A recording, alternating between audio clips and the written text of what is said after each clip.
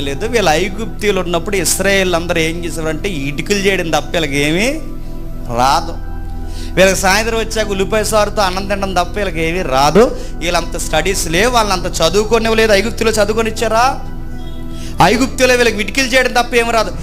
ఏమీ రానోడికి టాలెంట్ ఇస్తున్నాడట. ఎవరు చెప్పండి?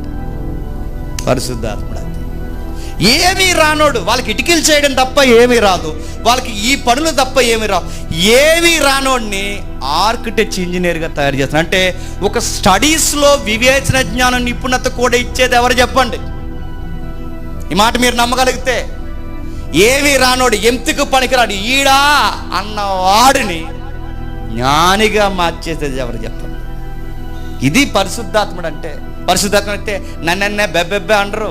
పరిశుద్ధాత్ముడు వస్తే వాళ్ళ నాలెడ్జ్ పీపుల్స్గా మారిపోతారు, తెలివైన వారిగా మారుతారు, వాళ్ళ